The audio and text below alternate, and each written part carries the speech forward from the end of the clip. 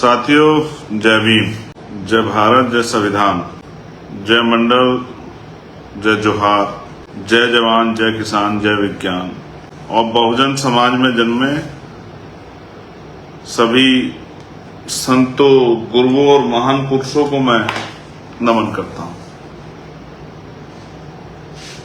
बहुत दिनों बाद मेरा ये फेसबुक लाइव है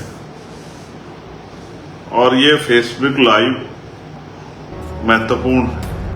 SC/ST आरक्षण पर आए फैसले पर सांसद चंद्रशेखर आजाद ने बड़ा ऐलान कर दिया। चंद्रशेखर आजाद का ऐलान है कि 11 सितंबर 2024 को देश की राजधानी में होगा महाआंदोलन। इसे विरोध शक्ति प्रदर्शन भी हम बोल सकते हैं। ये एक अच्छा ऐलान है, आप भी अपनी राय दें।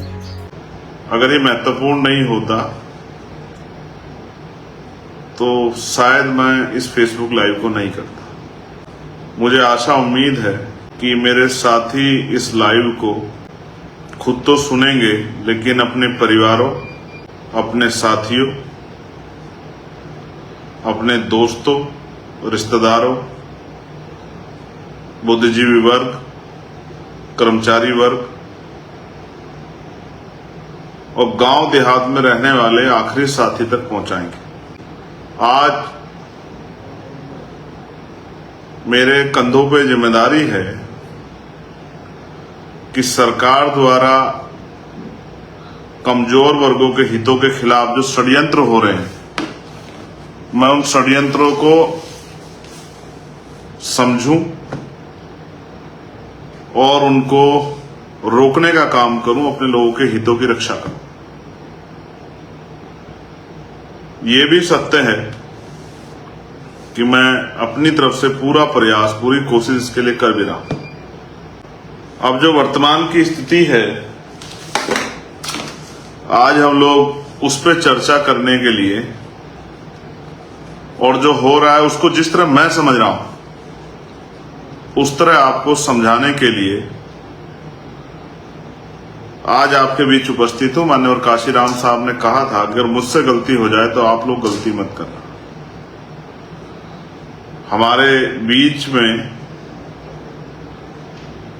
जिन महान पुरुषों के लिटरेचर आज मौजूद हैं, तस्वीरें आज मौजूद हैं,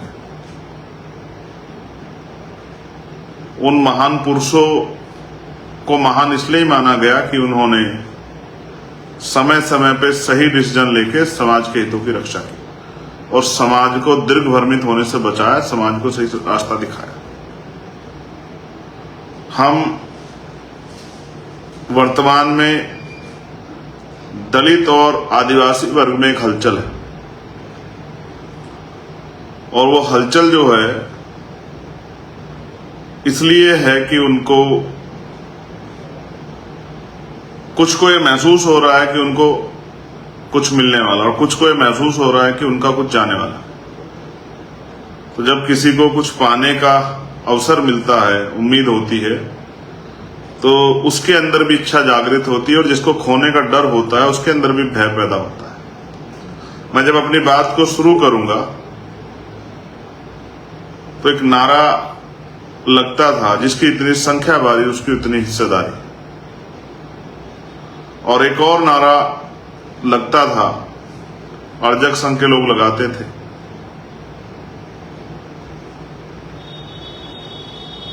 100 में 90 शोषित हैं, शोषितों ने ललकारा है, और धन धरती और राजपाट में 90 भाग हमारा है। 10 का राज 90 पर नहीं चलेगा, नहीं चलेगा। ये 3 नारे बहुत इंपॉर्टेंट हैं। जिसकी इतनी संख्या भारी उसकी उतनी हिस्सेदारी। पहली बात, 100 में 90 शोषित हैं, शोषितों ने ललकारा है, और धन धरती और राजपाट में 90 भाग हमारा। और तीसरी बात कि 10 का शासन 90 पर नहीं चलेगा, नहीं चलेगा। प्यारे साथियों, शहीद आजम भगत सिंह को भी मैं आज याद करता हूं। मेरा जीवन भी उनके जैसा है कि उन्होंने भी लंबा समय जीवन में व्यतीत किया और मैंने भी एक लंबा समय जीवन में जेल में व्यतीत किया। उन्होंने भी एक लंबा समय जेल में व्यतीत किया और मैंने, और उन्होंने भी अपने जेल के जीवन में बहुत सारी किताबें पढ़ी और मैंने भी अपने जेल के जीवन में बहुत सारी किताबें पढ़ी। रोज सुबह से शाम तक मेरे पास सैकड़ों मैसेज आते हैं कि भैया इस मामले में हमें क्या करना है। तो जो मुझ पे भरोसा करते हैं वो शेड्यूल कास्ट की किसी जाति के लोग हों, शेड्यूल ट्राइब की किसी जाति के लोग हों, वो फिर मेरी बात को गौर से सुनेंगे। जिस दिन ये फैसला आया था उसी दिन हमने इस फैसले को समझते हुए अपनी बात को समाज के सामने रखा था, देश के सामने रखा था। कुछ जातियां जिनको अवसर नहीं मिला, जिनको देने की बात की गई है, उनमें खुशी की लहर। मैं पुनः इस बात को दोहरा रहा हूं, जिनको लग रहा है कि उनका कुछ चला जाएगा, उनमें डर की भावना है। और मैं ये भी स्पष्ट कह दूं अपनी बात को रखने से पहले कि अगर मैं आज ये कहूंगा कि हमें भाईचारा और इन सब चीजों का ध्यान हम लोग रख रहे हैं, तो भी शायद मेरी बात को उस तरह जिनके मनों में अपने आप फैसले बन गए वो नहीं हो सकते। इसलिए मैंने आपसे अपील की कि जो लोग मुझ में विश्वास रखते हैं, जो मुझसे प्यार करते हैं, जो भी हमारे में आजाद समाज पार्टी की आइडियोलॉजी को समझते हैं, इसमें काम करते हैं, वो ये भी समझते होंगे कभी हमने जाति के आधार पर संगठन में काम नहीं किया और जब भी कभी अन्याय हुआ हमने जाति के आधार पर उस अन्याय को नहीं देखा। हमेशा शेड्यूल कास्ट के लोगों की, शेड्यूल ट्राइब के लोगों की, बैकवर्ड के लोगों की, माइनॉरिटी के लोगों की, देश की किसी बहन की, मजदूर की, किसान की आवाज उठाने के लिए हम लोग तैयार रहे। उसका आधार जाति नहीं था। तो जब मैं अपनी बात की शुरू कर रहा हूं तो मैं आपसे कहूंगा, शहीद आजम भगत सिंह ने एक बार कहा था कि किसी को मृत्यु दंड देने वाले जज, जिसने किसी को की सजा दी हो, मृत्यु दंड दिया हो, अगर उसके फैसले के पीछे से उसका मोटिव हटा दिया जाए तो हत्या की सजा देने वाले जज में और सुपारी देके हटाने वाले किसी दूसरे व्यक्ति में कोई फर्क नहीं रहता। दोनों हत्यारे के साथी होते हैं। अगर जज साहब किसी को फांसी की सजा का ऑर्डर करते हैं और जल्लाद उसको फांसी देता है, उसकी जान जाती है, और यहां कोई किसी को पैसे देके किसी की हत्या करा देता है, तो दोनों में बिल्कुल फर्क नहीं है अगर उसके पीछे उनका मोटिव ना हो। अब किसी भी फैसले को समझने से पहले आपको सरकार का मोटिव देखना चाहिए कि क्या सरकार वंचित वर्गों के लिए का हितैषी है या नहीं। मैं आपको याद दिलाता हूं,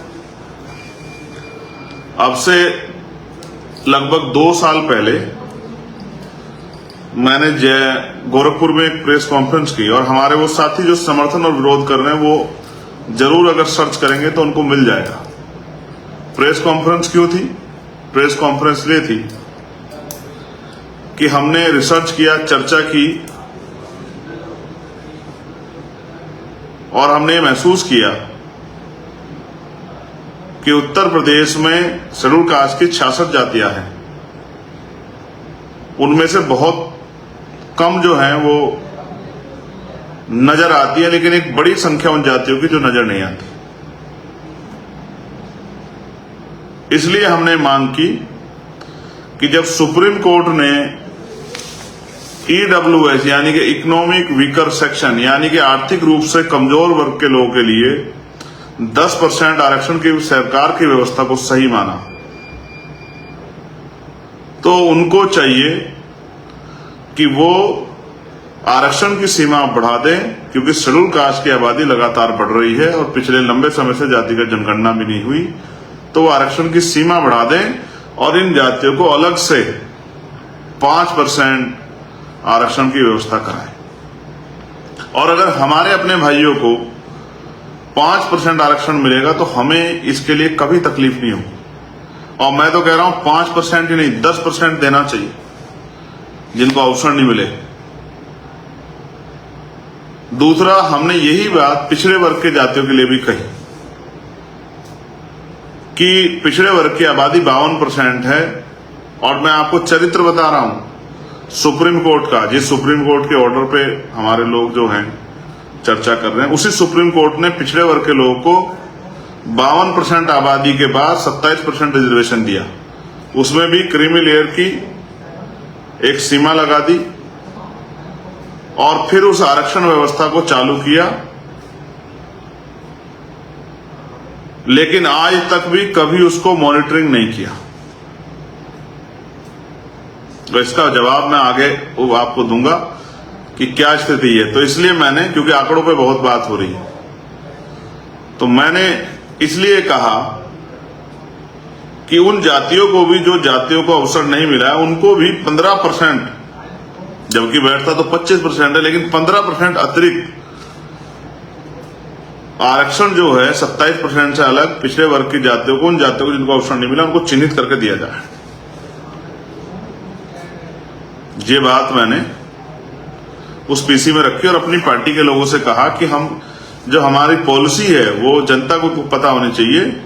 सेम, समान एजुकेशन पॉलिसी, समान शिक्षा, समान चिकित्सा, सभी को न्याय की व्यवस्था समान रूप से, जो कि आज नहीं। एक गरीब आदमी हाईकोर्ट सुप्रीम कोर्ट नहीं जाता, लाखों रुपए लगते हैं। ये व्यवस्था, इस विषय पर मैंने अपने लोगों से ये अपील की, पार्टी के लोगों से, कि वो गांव-गांव जाके इसका प्रचार करें कि होना चाहिए।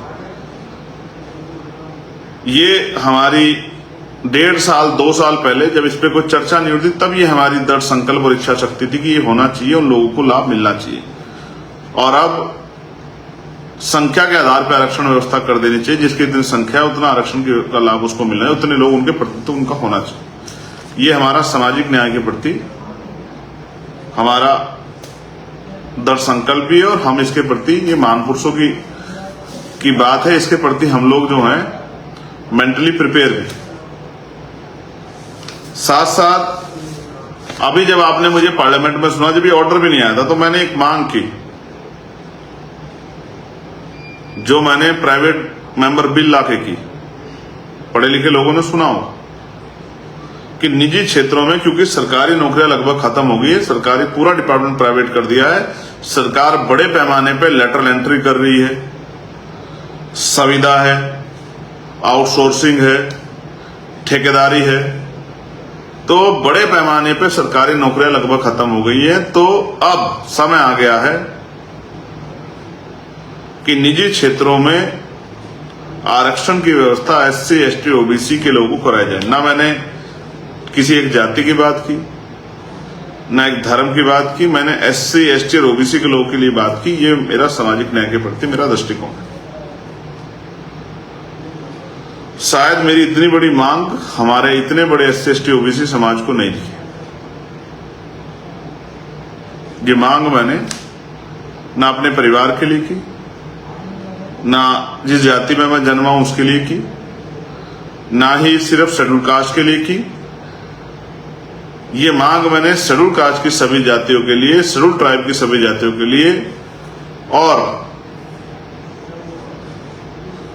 बैकवर्ड OBC अन्य पिछड़ा वर्ग की जातियों के लिए भी की, क्योंकि मैं उनकी सामाजिक हैसियत को समझता हूं और उनकी जो आर्थिक जो असमानता का वो शिकार हो इसको भी समझता हूं। अब सवाल ये है कि जो व्यवस्था में आरक्षण आपको मिला, वो मांगने से मिला या उसके लिए प्रयास करने पड़े? तो आपको ये समझना पड़ेगा कि बाबा साहब अम्बेडकर ने उसके लिए एक लड़ाई लड़ी। वो मांगने से इन सरकारों ने, इन लोगों ने खुश होकर आपको नहीं दिया, उसके लिए एक लड़ाई लड़नी पड़ी। पूना पैक्ट हुआ, कम्युनल अवार्ड हमसे छीना गया, तभी आरक्षण व्यवस्था हमारे लिए हुई।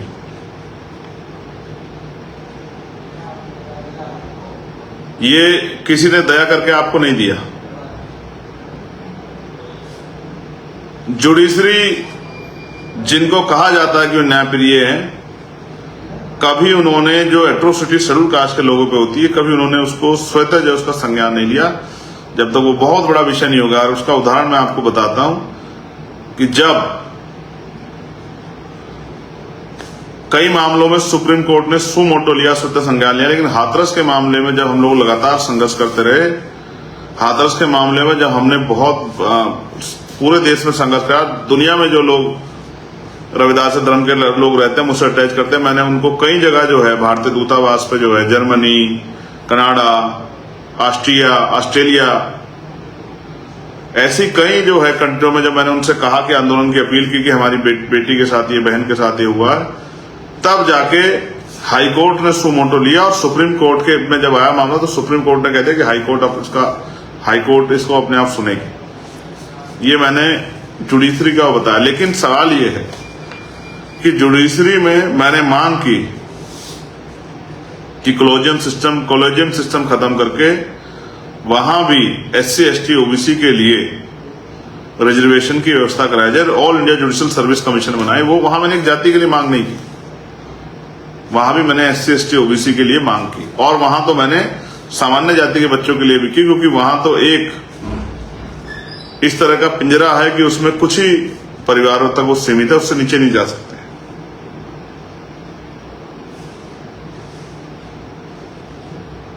ये मेरा सामाजिक न्याय के प्रति दृष्टिकोण है। अब अगर आप आरक्षण की बात करेंगे, जिस तरह की चर्चा आज चल रही है,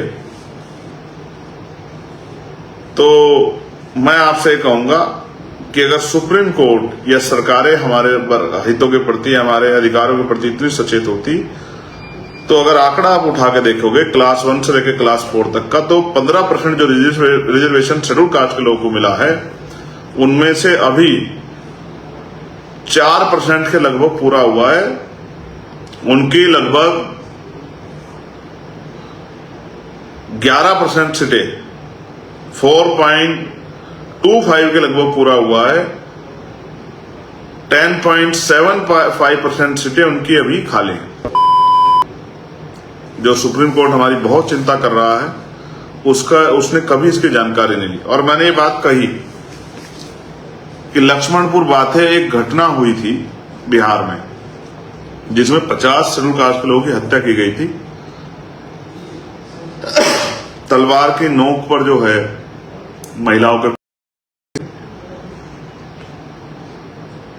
डिस्ट्रिक्ट कोर्ट ने बहुत सारे अपराधियों को, आरोपियों को सजा की आजीवन, और हाई कोर्ट ने उनको बरी कर दिया। कभी सुप्रीम कोर्ट ने सुमोटो लेकर पूछने का काम नहीं किया कि 50-50 दलितों के हत्यारे कौन है, उनकी जांच होनी चाहिए, उनको सजा मिलनी चाहिए। और आज भी सीवर से लेकर लाखों जो है महिलाओं के साथ रेप हत्याएं होती है, सीवर में जान जाती है। कभी भी सुप्रीम कोर्ट ने, NCRB का डाटा इतना है, तमाम जो है बजट और सब कुछ है, पुलिस है, सब कुछ है, सारे डाटा को देखते हुए आज तक भी सुप्रीम कोर्ट ने सुमोटो लेके ये सरकारों को टाइट नहीं किया कि भाई ये इस तरह से महिलाओं पे हिंसा, वो भी कमजोर वर्गों की महिलाओं पे हिंसा रोकें। और सुप्रीम कोर्ट ने कोई ऐसी डायरेक्शन भी नहीं दी कि जो जाति के आधार पर, धर्म के आधार पर छुआछूत हो रही है, उसको भी रोका जाए। इसका उदाहरण मैं आपको बताता। मटकी छूने पर हत्या हुई, सुप्रीम कोर्ट ने कोई ऑर्डर नहीं पास किया। मुझे रखने पर हत्या हुई, आज भी बारात रोक दी जाती है। मंदिर जाने पे आज भी रोका जाता है, यहां तक कि राष्ट्रपति जी को भी रोका गया। इसलिए मैं कहता हूं जाति कभी नहीं जाती। कभी सुप्रीम कोर्ट ने सुमोटो नहीं लिया। इतना सुप्रीम कोर्ट आपके हितों के लिए चिंतित है। और 27% आरक्षण जो पिछड़े वर्ग को मिला है, उसमें से भी 6% पूरा हुआ है। 9% आरक्षण अभी तक उनका भी बैकलॉग आज तक पूरा नहीं हुआ। ये है स्थिति। हम इतने आगे बढ़ गए, आज हम क्रीमी लेयर की दशा में चले गए हैं। आंकड़े अगर सरकार जारी करेगी तो दूध का दूध, पानी का पानी हो जाएगा। और जो अंतर विरोध आज आपस में हो गया है, वो अंतर विरोध भी लगभग काफी हद तक साफ हो जाएगा। मैं टिप्पणी नहीं करूंगा किसी पे, क्योंकि ये मेरा काम नहीं है। हम लोगों ने तो जब आंदोलन शुरू किया तो बहुजन समाज में भाईचारा पैदा करने के लिए किया, और लगातार हमने उसका प्रयास किया। और शेड्यूल कास्ट की सभी जाति को बराबर की संख्या के आधार पर जितने लोग हमसे जुड़े, उनको सम्मान भी दिया और प्रतिनिधित्व भी दिया, लीडरशिप भी उनकी तैयार की। लेकिन मैं आपको याद दिलाता हूं कि आरक्षण को समझने के लिए, आरक्षण से जो नियुक्ति निकलती है उसको समझने के लिए एक 13 पॉइंट रोस्टर का एक आंदोलन हुआ था, उसको भी समझना जरूरी है कि उसका इतने बड़े पैमाने पर इंटेलेक्चुअल्स में विरोध क्यों हुआ। 200 पॉइंट रोस्टर को खत्म करके 13 पॉइंट रोस्टर लाया गया, 13% रोस्टर। उसमें क्या था? उसका विरोध ये था कि रोस्टर में 7वीं जो है नौकरी शेड्यूल कास्ट के लिए आती है परसेंटेज के आधार पर। और फिर सरकारों ने क्या किया, पहले पूरे यूनिवर्सिटी को डिपार्टमेंट बनाया जाता था, लेकिन यूनिट बनाया जाता था। फिर उन्होंने जो डिपार्टमेंट है छोटे छोटे अलग अलग भाग के, उनको उन्होंने यूनिट बनाना शुरू किया। जैसे सोचिए पूरी यूनिवर्सिटी में 100 नौकरी आई, तो 100 नौकरियों के आधार पर शेड्यूल कास्ट के लोगों को हिस्सेदारी मिलेगी, बैकवर्ड के लोगों को हिस्सेदारी मिलेगी। लेकिन जब उन्होंने जो नहीं देना चाहते उन्होंने ये किया कि उन्होंने 13 पॉइंट रोस्टर लाए और उसके अकॉर्डिंग जो है अगर 5 नौकरी आएगी किसी भाग में, 5 वैकेंसी आएंगी, तो 5 में तो रोस्टर में आता ही नहीं शेड्यूल कास्ट, तो एक भी नौकरी शेड्यूल कास्ट के लोगों को नहीं मिलेगी, चाहे ईडब्ल्यूएस के जरिए भरी जाए चाहे सामान्य जाति के लोगों को भरी जाए। लेकिन सुप्रीम कोर्ट ने इतना बड़ा हमला हमारे आरक्षण पर हुआ, कभी सुमोटो नहीं लिया। ये मैंने आपको बताया कि चरित्र क्या है सुप्रीम कोर्ट का और सरकारों का आपके प्रति। और बुरा मत मानिए, याद कीजिए आपसे कौन कितना प्रेम करता है। जब हाथरस की बेटी का विषय आया था, ये मैं इसलिए याद दिला रहा हूं कि हमारे लोगों को याद होना चाहिए, इस पूरे शेड्यूल कास्ट के लोगों को, तो भारतीय जनता पार्टी का एक भी मेंबर ऑफ पार्लियामेंट, एक भी मिनिस्टर आप उसके लिए ट्वीट नहीं कर पाया है। और सब लोगों ने उस बेटी का चरित्र हनन मिलकर करने का प्रयास किया। यहां तक कि जो सिटिंग एमपी थे वो भी अपराधियों के पक्ष में खड़े थे।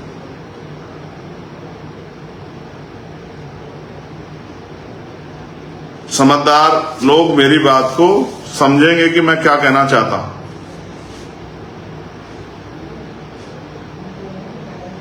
कौन किसका कितना हितैषी है, कौन किसको कितना प्रेम करता है, कौन किससे कितना जो है,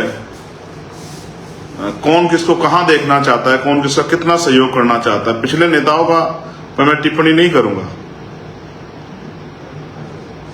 मैं अपने बारे में आज आपसे कहूंगा। आज जो स्थिति उस मामले को देखते हैं, सुप्रीम कोर्ट का ऑर्डर आया वर्गीकरण और क्रीमी लेयर, और एक जज साहब तो और आगे निकले, कहा कि एक बार जिसके बच्चे को मिल जाएगा उसको दोबारा नहीं मिलेगा।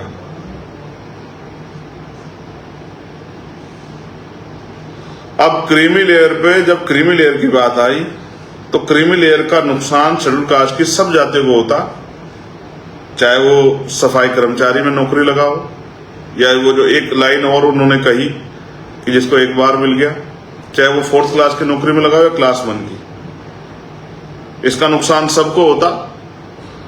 तो सभी लोग इसका सामूहिक रूप से विरोध करते हैं। लेकिन वर्गीकरण के आधार पे, वर्गीकरण को जब आधार बनाया गया, तो अब क्योंकि पुराने रूप से प्रैक्टिकल हुआ है, इसके फायदे भी उस तरह से कुछ जो है हुए हैं, वो नियत के ऊपर डिपेंड करता है। पंजाब में, हरियाणा में, तो मैं इस बात को भी नजरअंदाज नहीं कर रहा हूं, मैं इस बात को भी समझता हूं, लेकिन मैं इस आंदोलन के समर्थन और विरोध पे ध्यान रख रहा हूं। आज इस आंदोलन का समर्थन वर्गीकरण का वो लोग भी कर रहे हैं, हमारे शेड्यूल कास्ट के लोगों से अलग, जो लोग पूरी जिंदगी आरक्षण को कोसते रहे, जो कहते थे आरक्षण से अयोग्य लोग आते हैं, आरक्षण की वजह से ये हमारे सर पे चढ़ के बैठ गए हैं, आरक्षण की वजह से जो तमाम तरह से हर घटना पे हमें गाली देते हैं, आरक्षण की वजह से जो कोसने काम करते हैं आरक्षण को, जिन्होंने ईडब्ल्यूएस जो है 10% ले भी लिया, लेकिन वही जो है वो समर्थन कर रहे हैं। अब आप समझिए, जब आपका दुश्मन आपके अधिकारों का समर्थन करने लगे, तो आप समझिए कि क्या हो रहा है। जिन लोगों ने पूरी जिंदगी, जिनकी संतानों ने, उनके बड़ों ने, जिन्होंने कैंपेन चलाए, जिन्होंने बड़ी बड़ी सभाएं करके कहा कि आरक्षण की नसबंदी करनी चाहिए, आरक्षण खत्म कर देना चाहिए, आरक्षण आर्थिक आधार पर होना चाहिए, वही लोग जो हैं आज आरक्षण का समर्थन करके हमारे भाइयों को के बीच में जा रहे हैं, भाइयों से बात कर रहे हैं कि भाई हम आपके हितैषी हैं, आपको मिलना चाहिए। अब इसका जो मुझे नुकसान समझ आता है उसको भी समझिए मेरी भाषा में। इसके लिए सुप्रीम कोर्ट ने स्टेट को पावर दे दी कि स्टेट कर सकती है, लेकिन उसके साथ एक बीच में एक पेच भी लगा दिया कि बिना आंकड़ा जुटाए नहीं कर सकती।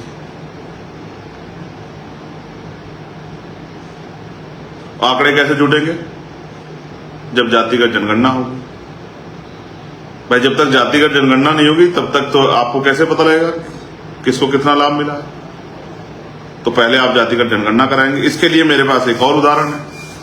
जैसे आर्थिक आधार पर जब आरक्षण आया तो वो एंटी कॉन्स्टिट्यूशनल था, असंवैधानिक था, क्योंकि आरक्षण का जो आधार है वो छुआछूत है, वो भेदभाव है, वो प्रतिनिधित्व है। लेकिन क्या सामान्य जातियों का प्रतिनिधित्व कम है? क्या उनके साथ छुआछूत होती है? क्या वो शैक्षिक रूप से पिछड़े हुए हैं? ना उनके साथ छुआछूत होती, ना वो शैक्षिक रूप से पिछड़े हुए हैं, और ना ही उनका प्रतिनिधित्व कम है। लेकिन वो इस देश में इसी सरकार ने लागू किया जो सरकार पिछले दरवाजे से इसका समर्थन कर रही है।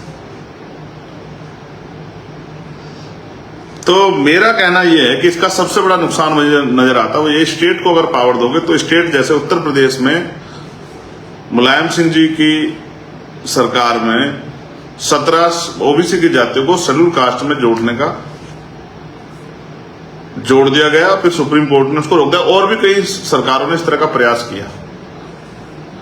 तो सुप्रीम कोर्ट ने उसको इस बात के साथ खत्म कर दिया गया। हम भी ये कहते थे और आप सब लोग भी जानते, पढ़े लिखे सब लोग ये कहते थे भाई ये नहीं हो सकता, क्योंकि इसकी पावर तो राष्ट्रपति जी को है, संसद को, ये तो स्टेट गवर्नमेंट को है ही नहीं। कल जो आपके विरोधी सरकारें हैं वो ऐसा क्यों नहीं करेंगे कि बहुत सारी उन जातियों को, बैकवर्ड की उन जातियों को शेड्यूल कास्ट में करके, और आप ही की जिस खाने को आपके लिए बनाने का उसमें प्रतिनिधित्व के आधार पर डाल देंगे, फिर क्या करोगे? मेरी ये मानना है कि ये पावर संसद को ही रहनी चाहिए। इसकी जो पावर है कॉन्स्टिट्यूशन की, कॉन्स्टिट्यूशनली जो पावर है वो संसद को रहनी चाहिए, राष्ट्रपति जी को रहनी चाहिए। स्टेट गवर्नमेंट तो बहुत सारी जगह पे आपकी हितैषी नहीं है, और कौन सी गवर्नमेंट आपकी हितैषी आप बेहतर जानते हैं। उसका उदाहरण यह है कि आपके बच्चों के स्कॉलरशिप बंद हो, किसी को फर्क नहीं पड़ा, एजुकेशन का बजट बंद हुआ, किसी को फर्क नहीं पड़ा, स्कूल इतने बंद कर दिए, किसी को फर्क नहीं पड़ा, तमाम तरह की चीजें और प्रयास किए, किसी को फर्क नहीं पड़ा। इसलिए मैं आपसे कह रहा हूं कि जमीन पे जाके आप देखेंगे तो आपको, और एट्रोसिटी और तमाम चीजें तो वो आपके सामने रहेंगी, और किस तरह से आज भी कच्चे मकानों में रहते हैं, तमाम तरह की परेशानियां होती है। मैं उस बात को आप और मैं जानते हैं। अगर इतना जो अच्छा होता तो फिर हमारे लोगों को मैला नहीं उठाना पड़ता, कटर में नहीं जाना पड़ता, ठेकेदारी पे 5,000 7,000 में काम नहीं करना पड़ता। ये तकलीफ भी जो है नहीं होती। तो स्टेट को इसकी पावर देना, ये खुद में एक अंतर विरोध खड़ा करना है। कल कहीं बिना आंकड़ा जुटाई कर दिया जाएगा तो उस तरह से फिर कोर्ट में जाके इसको जो है, इसको फिर से इसमें रोक लग जाएगी। तो इसकी पावर जो है वो स्टेट में नहीं होनी चाहिए, सेंटर पे होनी चाहिए। दूसरा, मैं कहता हूं सेंटर को, अगर सेंटर हमारे भाइयों को देना चाहता है तो हम तो रेडी बैठे कि वो दे, वो जातिगत जनगणना कराए, उसके आंकड़े देखे, और उसके आधार पर जिन जातियों को नहीं मिला उनको दे, स्पेशल ट्रीटमेंट के तौर पे दे, और 2-4% नहीं 10% दे। लेकिन भाइयों को लड़ा के, भाइयों को आपस में झगामने सामने लाके अगर सरकार ये सोचती है कि वो सफल हो पाएगी तो ऐसा हम लोग नहीं होने देंगे।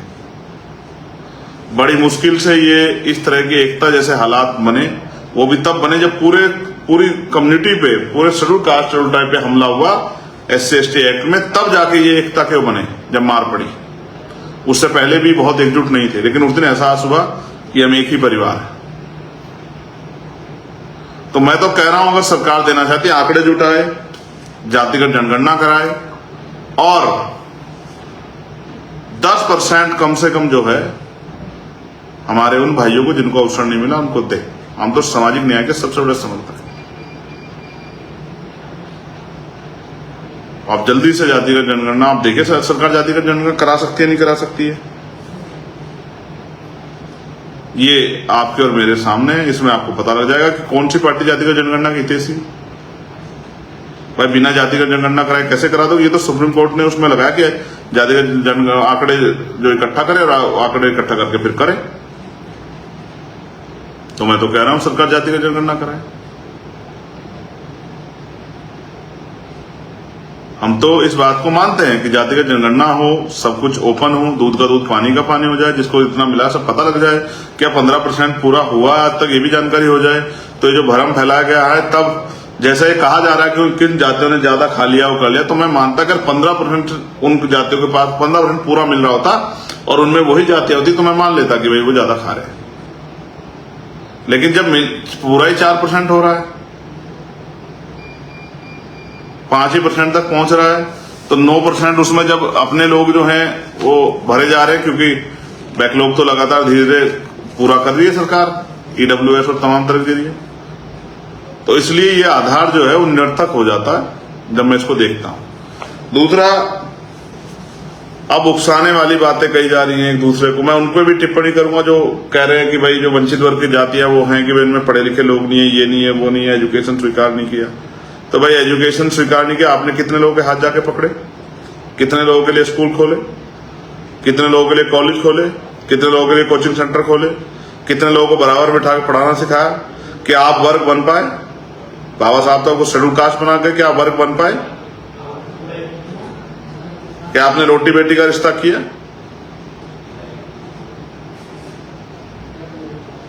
क्या आपने सोशल रिस्पॉन्सिबिलिटी को निभाया?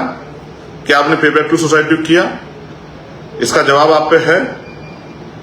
क्या आपने अपने आखिरी भाई का हाथ पकड़ा?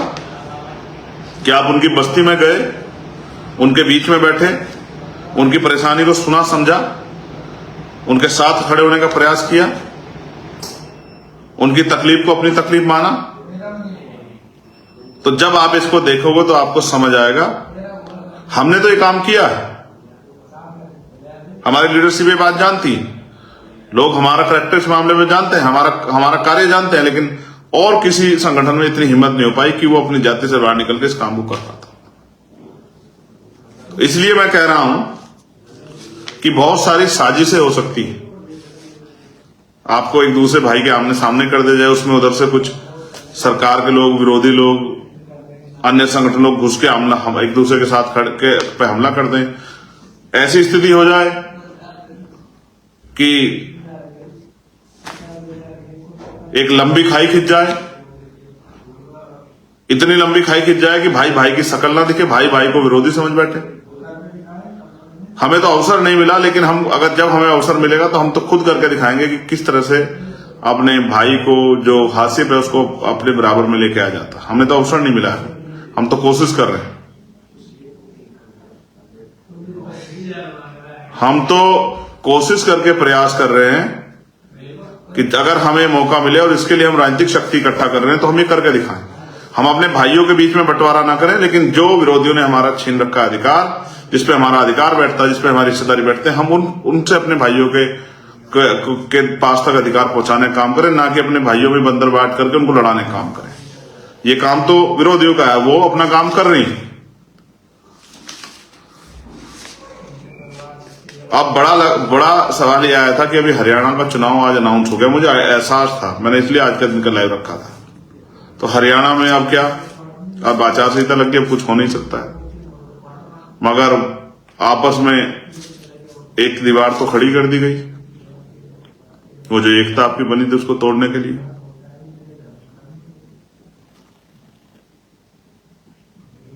आप पे क्या भरोसा है कि चुनाव के बाद सरकार जो है, जो बंद दरवाजे से आपको कह रही है कि हम आपके साथ हैं, और माइक पे कह रही है कि नहीं हम इसको पे अभी तय नहीं कर पा रहे हैं, आपको क्या लगता है कि वो इसके बाद पे अध्यादेश नहीं लाएगी, या इस चुनाव के बाद आपकी वोटों को लेके फिर अपने तरीके से काम नहीं करेगी?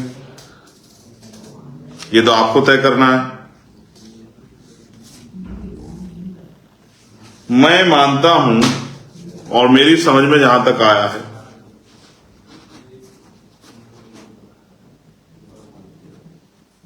कि जब आपके आगे दाना फेंका जाए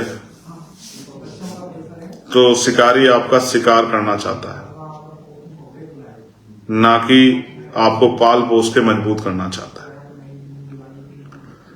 इसलिए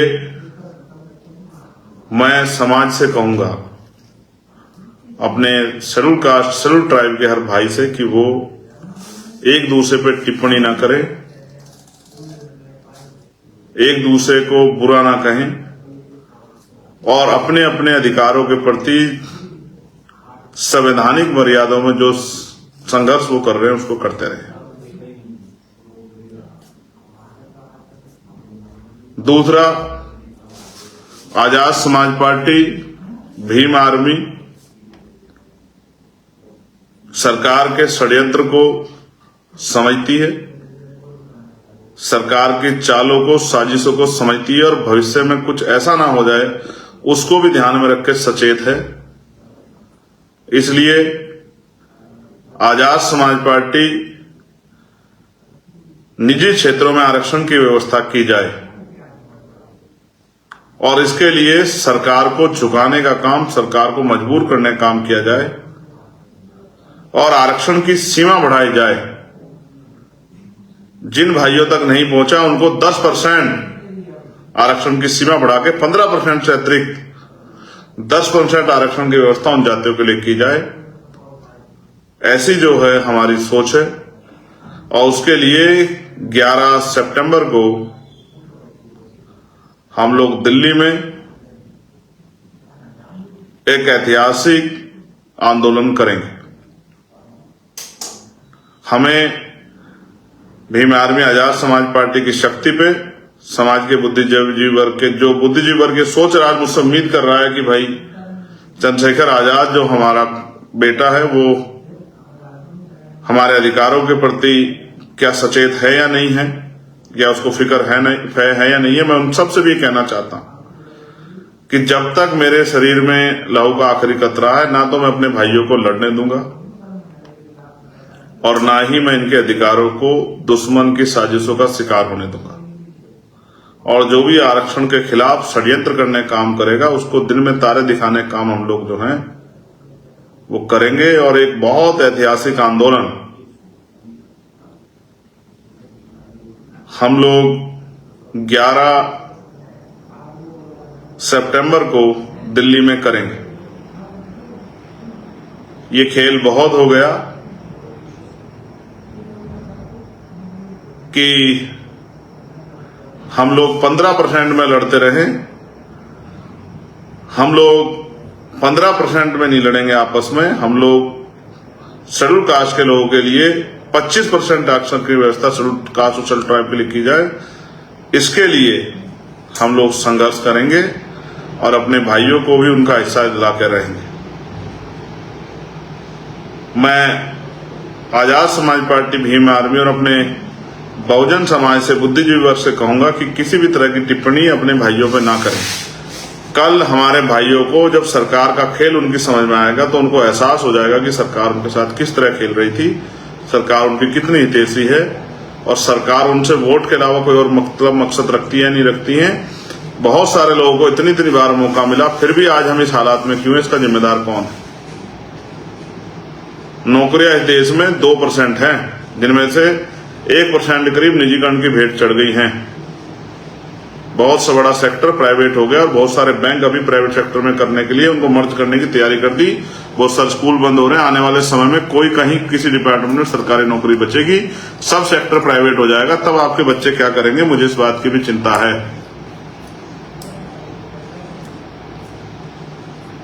मुझे चिंता है, क्या आप पूरी जिंदगी जब तक जीवन रहेगा आपका, क्या आप गरीबी, बेबसी, जुल्म, जातिगत भेदभाव, अन्य अत्याचार से ही लड़ते रहेंगे या इस देश में अपनी हिस्सेदारी को भी आगे बढ़ाएंगे? मैं फिर विश्वास दिलाता हूं, जो लोग मुझ पर भरोसा करते हैं, भीम आर्मी आजाद समाज पार्टी पर, एक कार्यकर्ता होने के नाते आजाद समाज पार्टी भीम आर्मी का मैं वचन देख कहता हूं कि मैं अपने लोगों के हितों के से किसी भी तरह का समझौता बर्दाश्त नहीं करूंगा और किसी भी तरह से अपने लोगों के हितों को दुश्मन को छीनने नहीं दूंगा। किसी भी कीमत पर, जब तक मेरे अंदर लहू का, मेरे शरीर में सांस और लहू का आखिरी कतरा है, मैं उनको विश्वास दिलाता हूं, जो शक्ति उन्होंने मुझे दी है, मैं उनकी शक्ति के बदौलत उनको विश्वास दिलाता हूं कि मैं चंद्रशेखर आजाद और भीम आर्मी आजाद समाज पार्टी का एक समर्पित कार्यकर्ता आपको विश्वास दिलाता हूं कि किसी भी सरकार को उसकी साजिश का जवाब देने की शक्ति आप लोगों ने हमें दी है, वो जवाब हम लोग दे सकते हैं। लेकिन मैं आपसे भी कहूंगा, सावधान रहें, सतर्क रहें और आपस में अपनी एकता को ना टूटने दें। बहुत सारी चीजें समय के साथ जो हैं छनकर आपके सामने आ जाएंगी। बहुत सारी चीजें जो हैं छनकर स्पष्ट रूप से आपके सामने आएंगी, तब आपको एहसास हो जाएगा। मैं आप सबका धन्यवाद देता हूं कि आपने मुझे सुना। इसलिए मैं आपका आभारी हूं, मगर मेरा विश्वास है कि आप वर्तमान हालात, दुश्मनों की साजिश और आज की स्थिति में किस तरह से समाज को साथ लेकर चलना, इन फैसलों को मेरे समझेंगे। मैं बहुजन समाज का सच्चा सिपाही हूं, इसलिए मैं आपसे अपील कर रहा हूं, सावधान, सतर्क रहें और जिम्मेदारी से संवैधानिक मर्यादाओं का पालन करते हुए अपनी बात को रखें, अपने आंदोलन को चलाएं। किसी जाति धर्म पर टिप्पणी ना करें, किसी को बुरा ना कहें, अपने संवैधानिक संघर्ष को जारी रखें। और बाकी बात मैंने आपको कहा, जो सरकारें हमारी एकता तोड़ के हमें कमजोर करना चाहती है, उनसे हम सीधे सीधे जो संघर्ष है वो अपनी शक्ति के बल पे 11 सितंबर को दिल्ली में उनको जवाब देंगे और उनके इस झूठ को कि पोल को भी खोलने का काम करेंगे। हम पे बहुत सारे उस तरह के एविडेंस उनके प्रति हैं कि वो किस तरह की मंशा और किस तरह की इच्छा हमारे लोगों से रखते हैं, क्या वो हमारे लोग छुआछूत भेदभाव करते नहीं करते हैं, और वो हम लोगों के कितने हितैषी। उन्हें आप सभी का धन्यवाद। लेकिन मैं समाज से अपील करूंगा कि वो निराश ना हो, कमजोर ना पड़े, मन में कोई परेशानी ना रखें। सुप्रीम कोर्ट और तमाम चीजों से बड़ी है जनता, और जनता जो है अपनी शक्ति को समझे। जिस तरह से हमने पहले भी, चाहे 2 अप्रैल को अपनी एकता से, चाहे दिल्ली में गुरु घर के आंदोलन में अपनी एकता से दुश्मनों को मुंह तोड़ जवाब दिया है, उसी तरह से हम सरकार के इन षड्यंत्रों का भी सामना करेंगे। इस बात का मैं आपको विश्वास दिलाता हूं। बहुत बहुत धन्यवाद। अब हम पैरों की तरफ नहीं, आसमान की तरफ देखेंगे और 85% बहुजन समाज के लोगों को उनकी संख्या के आधार पर उनके अधिकार कैसे मिले, इस बात के लिए संघर्ष करने के लिए तैयार होंगे। इन्हीं सब बातों के साथ आप सभी के लिए मंगल कामनाएं। जय भीम, जय भारत, जय संविधान, जय मंडल, जय जोहार। आप सभी के लिए मंगल कामनाएं और आप सभी के लिए जो है मेरा प्यार और सहयोग। धन्यवाद।